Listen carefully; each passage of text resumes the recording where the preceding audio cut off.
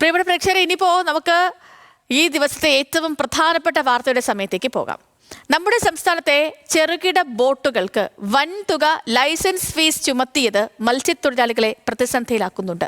വലിയ ബോട്ടുകൾക്കുള്ള ഭീമമായ ഫീസ് നിരക്ക് ചെറിയ ബോട്ടുകൾക്കും ഏർപ്പെടുത്തി തൊഴിൽ തന്നെ ഇല്ലാതാക്കുകയാണെന്നാണ് ആരോപണം.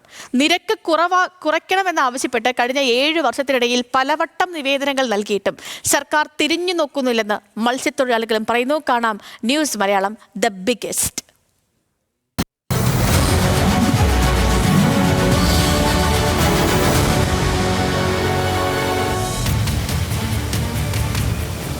അടിയുള്ള വലിയ ബോട്ടിനും 35 അടിയുള്ള ബോട്ടിനും ഒരേ റേറ്റിലാണ് ഈ പെർമിറ്റ് ഫീ ഈടാക്കുന്നത്. ഈ കരിനിയമങ്ങൾ മാറ്റി എഴുതിയിട്ടില്ലെങ്കിൽ ഞങ്ങളുടെ ഭാഗത്തു നിന്നുണ്ടാകുന്ന പ്രക്ഷോഭങ്ങൾ നിങ്ങൾക്ക് ഊഹിക്കാവുന്നതിൽ അപ്പുറമായിരിക്കുമെന്ന് ഞങ്ങൾ മുന്നറിയിപ്പ് നൽകുകയാണ്. 2018 എല്ലാ മത്സ്യബന്ധന ബോട്ടുകൾക്കും ഒരേ ലൈസൻസ് ഫീസ് നിരക്ക് ഏർപ്പെടുത്തിയത്. 100 HP മുതൽ 120 HP വരെയുള്ള എഞ്ചിൻ പവർ ഉപയോഗിച്ച് പരമാവധി 10 നോട്ടിക്കൽ മൈൽ ദൂരം വരെ പോയി മത്സ്യബന്ധനം നടത്തുന്ന ചെറിയ ബോട്ടുകാർക്കാണ് ഇത് തിരിച്ചടിയായത്. ഇതോടെ ലൈസൻസ് ഫീസ് 2120 രൂപയിൽ നിന്നും 12 ഇരട്ടി വർദ്ധിപ്പിച്ച് 26,250 രൂപയായി.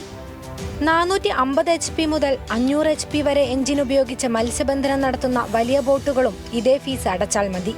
പരമാവധി 6 പേർ മാത്രം ജോലിക്ക് പോകുന്ന ചെറിയ ബോട്ടുകൾക്ക് വൻകിട ബോട്ടുകളുടെ ഫീസ് നൽകേണ്ടി വരുന്നതോടെ മത്സ്യത്തൊഴിലാളികൾ കടുത്ത സാമ്പത്തിക പ്രതിസന്ധിയിലായി. നിലവിൽ നമ്മുടെ സാധാരണ ഇപ്പോൾ കേരളത്തിലുള്ള ഒരു കാര്യം എടുത്തു പറഞ്ഞുതരാം. ഒരു ടാങ്കർ ലോറിക്കുള്ള നികുതി പെർമിറ്റ് അല്ല സാധാരണ 2 വീലർ ഉണ്ടാവുന്നത്. അപ്പോൾ ഇത് രണ്ടും സെപ്പറേറ്റായിട്ട് വേറെ വലിപ്പത്തിനനുസരിച്ചും ഇഞ്ചിൻ്റെ കുതിരശക്തിക്ക് അനുസരിച്ചാണ് പെർമിറ്റ് ഫീ ഒക്കെ സാധാരണ ഉൾപ്പെടുത്തുക. പക്ഷേ ഞങ്ങളെ കടലോര മേഖല അങ്ങനെയല്ല. 105 അടിയുള്ള വലിയ ബോട്ടിനും 35 അടിയുള്ള ഒരു ബോട്ടിനും ഒരേ റേറ്റിലാണ് ഈ പെർമിറ്റ് ഫീ ഈടാക്കുന്നത്, 26,250. അതൊന്നാമത് 10 മാസത്തെ പണി ഈ വലിയ ബോട്ടായിരിക്കുന്നുണ്ട്. നമുക്ക് നേരെ മറിച്ച് മാക്സിമം 7 മാസത്തെ പണിയാണുള്ളത്. അപ്പോൾ അവരെ നമ്മളെ ഒരേ കാറ്റഗറിയിലാണ് ഇവർ ഉൾപ്പെടുത്തിയത്. അത് നിർബന്ധമായിട്ട് ഇതൊരു മാറ്റം ഉണ്ടാവണം.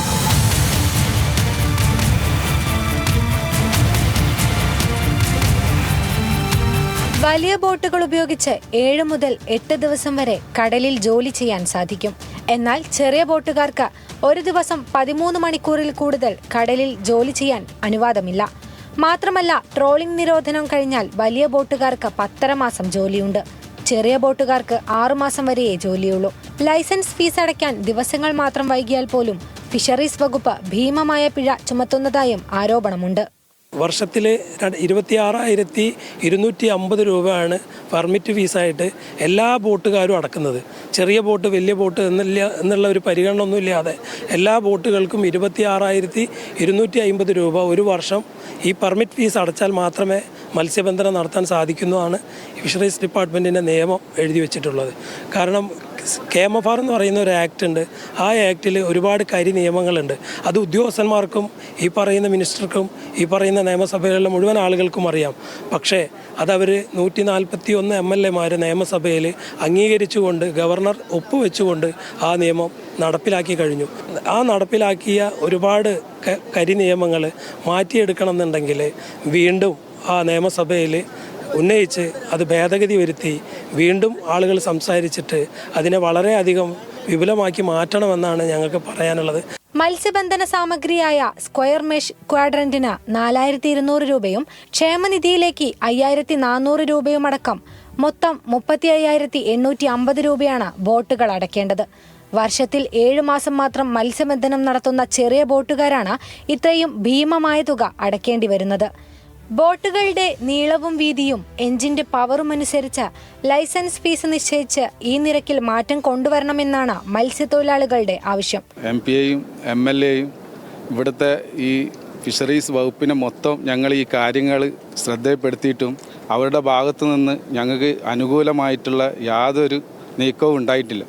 അതിനെതിരായിട്ട് ശക്തമായിട്ടുള്ള പ്രക്ഷോഭം നടത്താനുള്ള തീരുമാനത്തിലാണ് മത്സ്യത്തൊഴിലാളികൾ. ഞങ്ങൾ അതിൻ്റെ ഭാഗമായിട്ട് കുറച്ച് ദിവസത്തിനകം കളക്ടറേറ്റ് മാർച്ച് സംഘടിപ്പിക്കാനുള്ള ഒരു തീരുമാനത്തിലാണ് ഇപ്പോൾ ഉള്ളത്.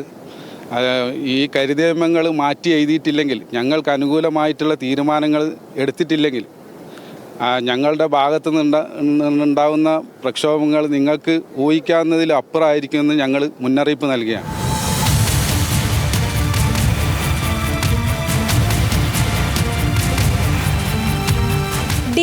സബ്സിഡി നിർത്തലാക്കിയതിൽ നേരത്തെ മത്സ്യത്തൊഴിലാളികൾ കടുത്ത പ്രതിഷേധമുയർത്തിയിരുന്നു. ഫിഷറീസ് വകുപ്പിന്റെ നടപടികൾക്കെതിരെ നിയമ നടപടികൾക്കും പ്രക്ഷോഭങ്ങൾക്കും ഒരുങ്ങാനാണ് ഇപ്പോൾ ബോട്ടുടമകളുടെ തീരുമാനം. മത്സ്യബന്ധന മേഖല വലിയ പ്രതിസന്ധികൾ നേരിടുന്ന കാലഘട്ടമാണിത്. ഉപജീവനത്തിനായി കടലിൽ പോകുന്ന പരമ്പരാഗത ചെറുകിട മത്സ്യത്തൊഴിലാളി സമൂഹമാണ് ഇതിൽ ഏറെയും ദുരിതമനുഭവിക്കുന്നത്. വലിയ ബോട്ടുകാർക്കും ചെറിയ ബോട്ടുകാർക്കും ഒരേ നികുതി തുക ഈടാക്കുന്നത് അനീതിയാണ്. ഇത് പരിഹരിക്കാൻ സർക്കാർ എത്രയും പെട്ടെന്ന് ഇടപെടണം. ദിലിഷ തിലകൻ, ന്യൂസ് മലയാളം, കോഴിക്കോട്.